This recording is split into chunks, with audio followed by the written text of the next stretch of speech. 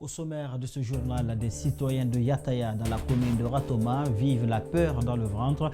Ils s'insurgent contre les agissements de la CMS numéro 6 qu'ils accusent de les avoir brutalisés, défoncé les portes des habitations et emporté des biens matériels. Ils reprochent aussi à ces agents d'avoir procédé à des arrestations arbitraires. Vous aurez donc plus de détails dans cette édition d'information. Amnesty International confirme que les forces de défense et de sécurité guinéennes ont tiré à balles réelles sur des protestataires après l'élection présidentielle contestée du 18 octobre. De nombreux morts et des blessés ont été recensés lors de manifestations et d'émeutes. Amnesty International s'est dit préoccupé par le silence de la communauté internationale face à l'ampleur des violations des droits humains infligées aux Guinéens. Ce sont là les titres de ce journal. Bonsoir et bienvenue à tous dans ce journal de 20 h. Les résultats globaux provisoires proclamés par la Commission électorale nationale indépendante CENI ont donné vainqueur Alpha Condé dès le premier tour de l'élection présidentielle du 18 octobre dernier. Il obtient ainsi 59,49% des voix contre 33,50% pour son principal challenger, Cellou Dalein Diallo. Cette proclamation des résultats a été faite ce samedi au Palais du Peuple devant des représentants, des observateurs et quelques membres du gouvernement. Djibril Ba, Abdoulaye Kamara reviennent sur les temps forts de ce moment. Conformément à l'article 41, alinéa 2 de la Constitution, qui dispose l'élection du président de la République est acquise à la majorité absolue des suffrages exprimés, c'est-à-dire le candidat ayant reçu le plus grand suffrage est déclaré vainqueur. Par conséquent, le candidat, professeur Alpha Condé, est déclaré élu au premier tour du scrutin présidentiel avec 59,49%. Vive la démocratie, vive la paix, que Dieu bénisse la Guinée et les Guinéens.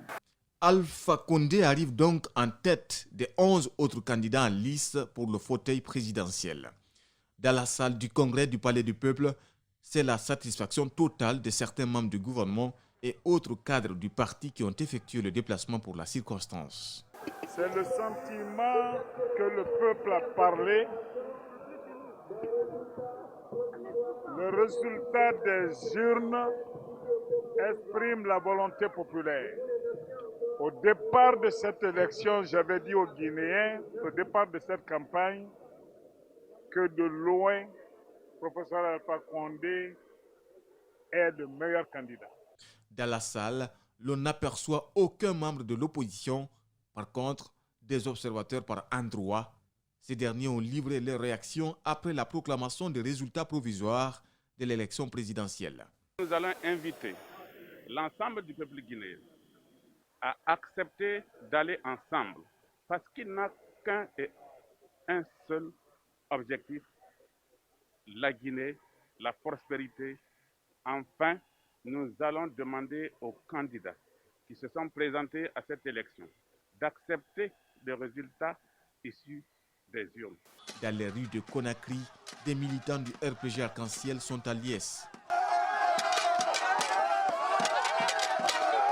Leur candidat a obtenu la majorité absolue, 59,49% contre 33,50% pour l'UFDG, selon l'institution électorale.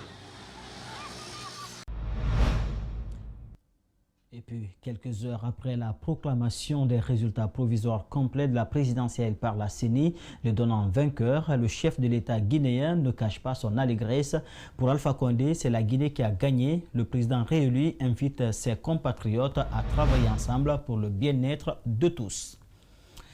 Il faut dire que la réaction de Cellou Dalein Diallo ne s'est pas fait attendre. Joint par notre rédaction, le candidat de l'UFDG a désapprouvé les résultats provisoires de la présidentielle, donnant vainqueur le professeur Alpha Condé. Pour lui, ces résultats globaux provisoires proclamés par la CENI sont faux et le patron de la CENI, Cabinet Cissé, sera le seul responsable des conséquences qui en découleront. Il a été joint au téléphone par Mamoudou Boulere Diallo. L'UFDG et ses alliés de l'Alliance nationale pour l'alternance et la démocratie, ANAD, rejette catégoriquement ces faux résultats et appelle les populations à se mobiliser pour défendre par tous les moyens légaux la vérité des urnes qui donnent leur candidat vainqueur avec 53,84%. L'UFDG et ses alliés, sans se faire d'illusions, mais convaincus du caractère irréfutable des pièces à conviction qu'ils détiennent, saisiront la Cour constitutionnelle et pour la placer devant ses responsabilités. Ceci dit, l'UFDG continue les manifestations dans les rues et sur les places publiques pour protester contre ce hold-up électoral en cours et pour exiger le respect des résultats issus des urnes. Alpha Condé, après avoir réussi par la fraude et par la violence son coup d'État constitutionnel, est en train d'utiliser les mêmes moyens pour imposer au peuple de Guinée un coup d'État électoral. Pour faire passer son hold-up, il a déclenché depuis le 19 octobre une vaste campagne d'intimidation et de violence contre les partisans du vrai vainqueur de cette élection. Séquestré chez lui depuis bientôt une semaine, le candidat autoproclamé vainqueur du scrutin présidentiel du 18 octobre pourrait dévoiler sa stratégie pour être rétabli dans ses droits. Vous aurez donc plus de détails sur le point de presse que Célou Dalin va animer dans nos prochaines éditions d'information. Toujours en bref, le candidat du PLP félicite Alpha Condé donné vainqueur dès le premier tour. Laye Souleymane Diallo ne compte pas introduire des requêtes auprès de la Cour constitutionnelle. Il a été joint au micro par Djibril Ba. Je le félicite pour cette brillante réélection pour la 4e République. Et je félicite tous les membres du parti PLP, les militants et les cadres, tous qui ont participé à cette élection. Je félicite le peuple de Guinée qui s'est montré très mature afin que cette élection puisse se passer dans un engouement de convivialité. Donc, il faut s'en tenir à ces résultats-là pour la quiétude, la stabilité et la paix dans le pays. Par contre, d'autres candidats malheureux, quant à eux, réfutent en bloc les résultats provisoires publiés par la Commission électorale nationale indépendante et comptent saisir dans les jours à venir la Cour constitutionnelle pour revendiquer, selon eux, ce que de droit. C'est le cas du parti Rassemblement pour la Renaissance et le Développement RRD.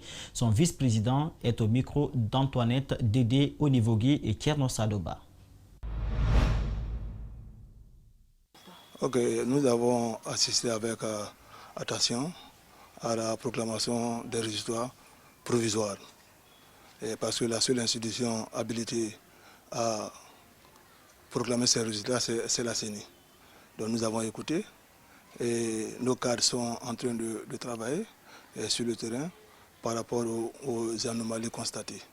Et parce que nous avons 8 jours francs pour faire recours et la seule institution habilitée à régler les contentieux électoraux n'est autre que la Cour constitutionnelle. Donc au moment opportun, on saura agir et porter nos griefs au niveau de la Cour. Comme je vous l'annonçais dans le sommaire, des citoyens de Yataya dans la commune de Ratoma s'insurgent contre les agissements de la CMS numéro 6 qu'ils accusent de les avoir brutalisés, défoncé les portes des habitations et emporté des biens matériels. Ils reprochent aussi ces agents d'avoir procédé à des arrestations arbitraires. Les faits se poursuivent, les habitants vivent la peur au ventre alors que les coups de feu retentissent de nuit comme de jour et le commerce a été arrêté. Les accusations portées à l'encontre de la CMS 6 sont nombreuses. Ces véhicules détruits, ces portes défoncées, ce camion remorque séparé de sa carrosserie n'a pas échappé aux matraques des policiers, témoigne son propriétaire. Il va devoir débourser plus de 10 millions pour sa réparation. Mais avant, il doit verser 1 million pour faire libérer son apprenti et le fils de son voisin. Cette femme a reçu de l'eau chaude et son mari, bastonné, elle aussi, accuse les agents de la CMS6. Garaiso explique que son mari a été interpellé devant elle alors qu'il dormait.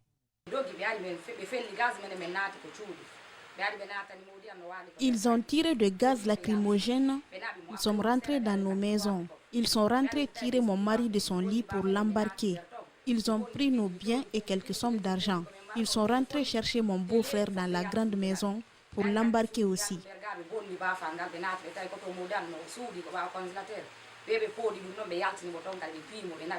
Aux dernières nouvelles, Malik Bari et son frère Ablaï Bari ont recouvré leur liberté après avoir versé 1 million de francs guinéens.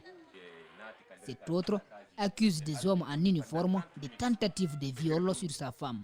Elle s'est sauvée grâce à la bravoure de son beau-frère qui s'est retrouvé en prison à la CMS 6 de Yataya. Ils ont tabassé mon frère. Est-ce qu'un peu ils n'ont pas tiré mon frère? En même temps, ils ont pris ma femme. Il y avait 2 hasards même qui ont pris le pain de ma femme. Ils ont lui-même violé ma femme. Mon frère a dit, si vous voulez violer, si vous violez le femme de mon petit frère, tuez-moi. Je préfère que vous allez me tuer, mais vous ne faites pas le viol devant moi ici.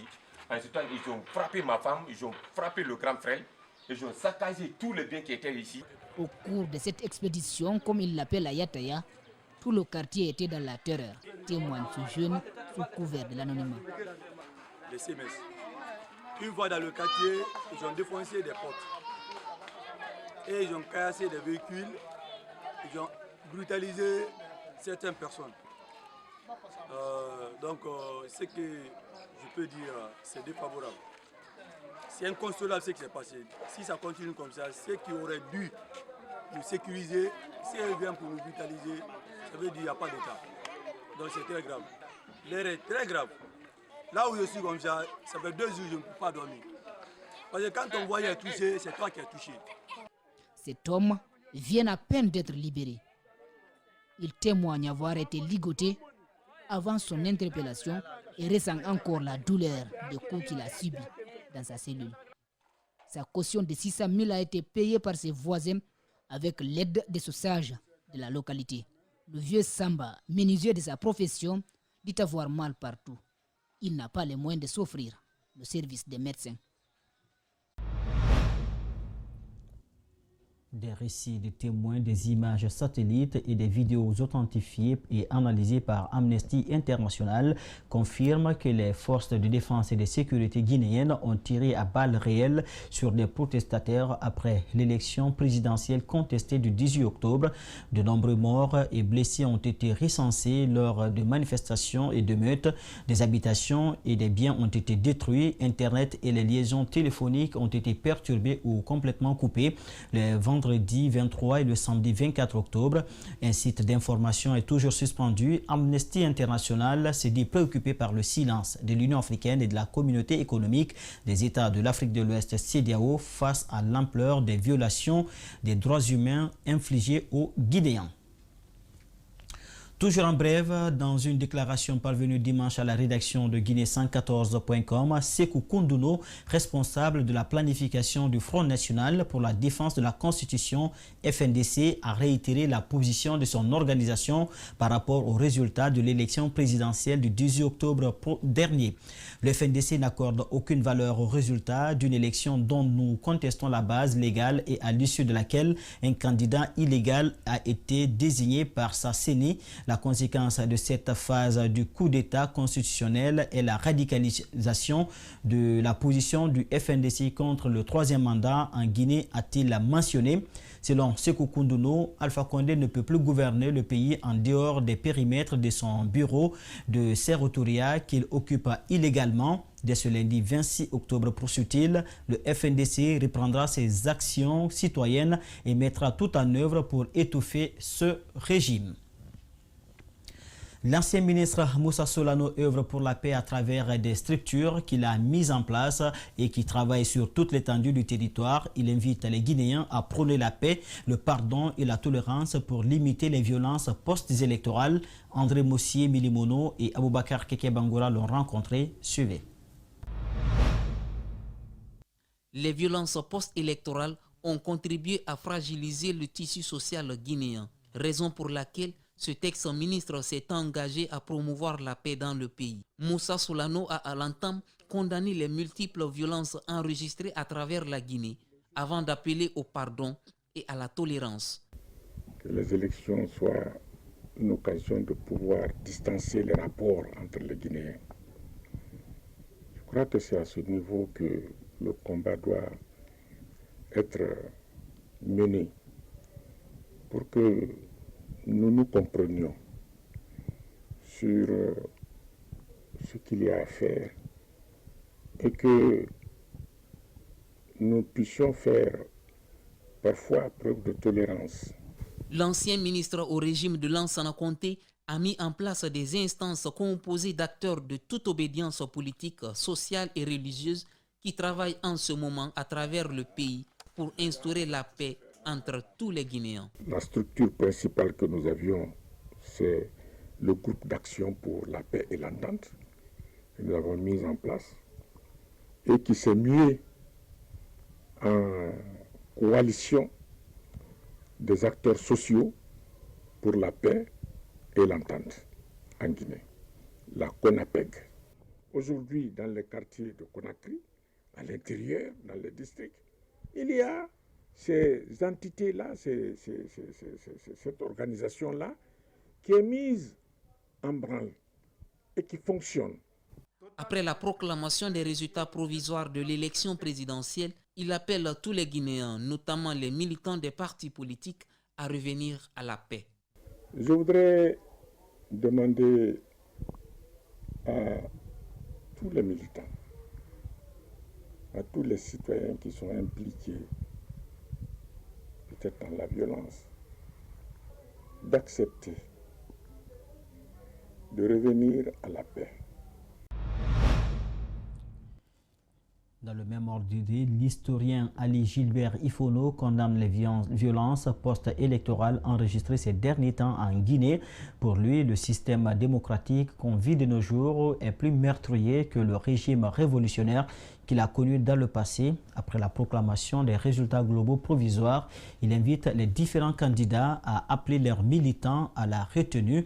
Son propos a été recueilli par André Mossier-Minimono et Aboubakar Keke-Bangora. Nous qui avons fait la révolution, nous, on n'a aucune image pareille de ce qui se passait hier. Au niveau, ça a commencé avec la Deuxième République, vers la fin. On a vu beaucoup d'acrobaties autour des résultats. Mais là encore, on a beau dire ce qu'on veut du général Lansana Conté. Lui il disait, c'est clair, quand il a dit au ministère de l'administration territoriale, par exemple, je veux avoir toutes les mairies. C'est-à-dire que le PIP veut avoir toutes les mairies.